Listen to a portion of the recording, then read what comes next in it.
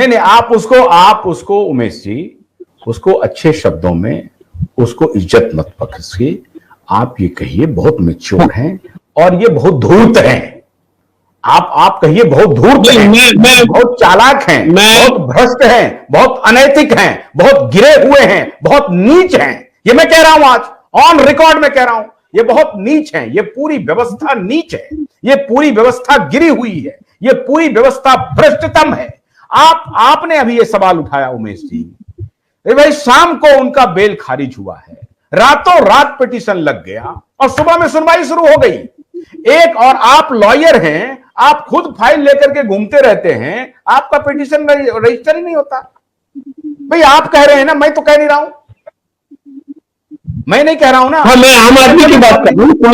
कोई आम आदमी होता है या कुछ भी होता है तो उसकी पिटीशन लगने में 15 दिन 20 दिन होते ही होते हैं और हमें उसको दिलासा देना पड़ता है कि भाई ये प्रक्रिया है, इसमें हम कुछ नहीं कर सकते।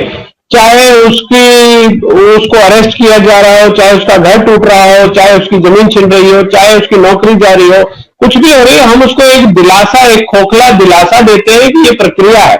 लेकिन ओवरनाइट ये पिटीशंस लग जाती है और सुनवाई भी हो जाती है और मीडिया में चर्चा भी होने लगती है। और अब आप जो मैं बात बोल रहा था पहले कि हमारा संविधान में अनुच्छेद 14 लगाया गया है जो ये कहता है कि कानून के सामने समानता का अधिकार है, सब बराबर है। ये कौन सी बराबरी है, ये इसका जवाब तो मुझे भी 25-30 साल 35 साल की वकालत में आज तक नहीं मिला। और ये किस तरह की बराबरी है ये भी समझ में नहीं आता। और डेरोगेटरी वे में अगर बोला जाए तो ये बराबरी है ही नहीं। मैं तो सीधा सीधा जानता हूं कि बराबरी है ही नहीं, हो भी नहीं सकती। का उद्घाटन डेरोगेटरी कैसे हो गया? आपने फैक्ट रखा, फैक्ट सबके सामने है। हाँ भाई केजरीवाल का पिटीशन जो है वो केजरीवाल की ही नहीं, डेरोगेटरी इसलिए है कि जो आज हो रहा है मैं उसकी हम यहां नहीं मिला रहा। वो तो डेरोगेटरी इसलिए है ना कि मैं उसको उजागर कर रहा हूं, तो डेरोगेटरी तो होगा ही। डेरोगेटरी कहां है? जो हो रहा है, जो भ्रष्टतम व्यवहार चल रहा है पूरी व्यवस्था में, उसको आप सामने रख रहे हैं और जनता के मालिक, जनता की दरबार में है, हम जनता की अदालत में है, जनता को हम पहुंचा रहे हैं कि ये चल रहा है इस सिस्टम में। हे जननायक उठो, तुम ही भाग्य विधाता हो, इनको पूछो, इन बेईमानों को पूछो, इन भ्रष्टाचारियों को पूछो कि कैसे अरविंद केजरीवाल का बेल रिजेक्ट होता है, सुप्रीम कोर्ट में कैसे लग गया पिटीशन।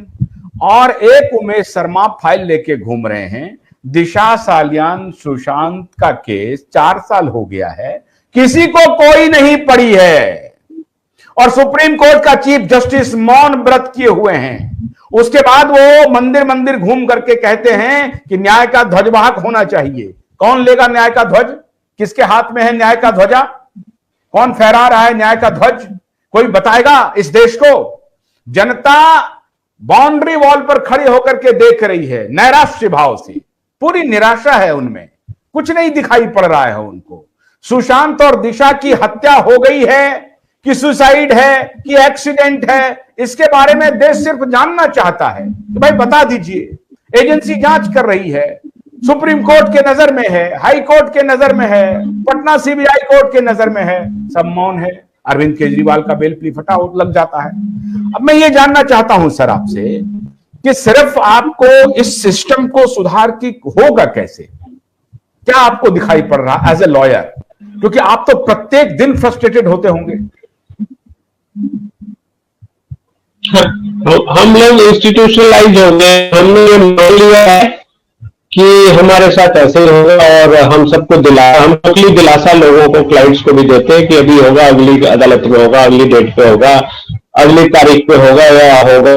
और हम देखते हैं हमारे जब वक्तव्य दिए जाते हैं, चाहे वो हमारे मुख्य न्यायाधीश हो या मंत्री हो या जो भी लोग हैं, बड़े अच्छे वक्तव्य सुनने में, स्टैटिस्टिक्स का जार्गन दिखाते हैं कि इतने केस रजिस्टर हुए, ये इतने डिसाइड हो गए, ये हो गया, वो हो गया। 35 साल का हमने ये रूल बना दिया है, सीनियर सिटीजन का ये रूल बना दिया है। दैट मीन्स कि कानून का अनुपालन अच्छे से हो रहा है। अब आपका जो मूल सवाल है कि सीबीआई इस बात को लेकर बैठी है और इसका जनता के पास या लोगों के पास एक प्रजातंत्र है ना, प्रजातंत्र में सबके पास अधिकार होने चाहिए। क्या राइट है, क्या अधिकार है आपके पास कि आप ये सवाल उठा सके और उस सवाल को आप उठाएं तो कोई बात नहीं है, तो लोग सिर्फ लोग बोलते रहते हैं या जो भी बोलते रहते हैं, इसका जवाब देना जरूरी नहीं है। तो ये सारी बातें हैं, ये कड़वी सच्चाई है।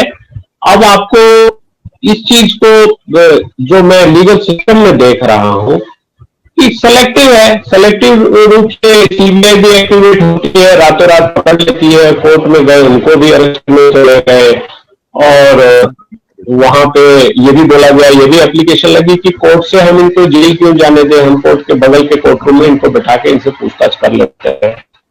तो वो भी एप्लीकेशन लगी, जेल में भी एप्लीकेशन। तत्परता खासकर जब इस तरह का पॉलिटिकल माहौल बना है, इस तरह का पॉलिटिकल चीजें हो रही है, तब जाके इतनी तत्परता, और खासकर एक स्टार की मौत हुई और उस मौत पे लोग बैठे हुए हैं। जब जी अब उसका उपाय क्या है, अब उसका उपाय क्या है?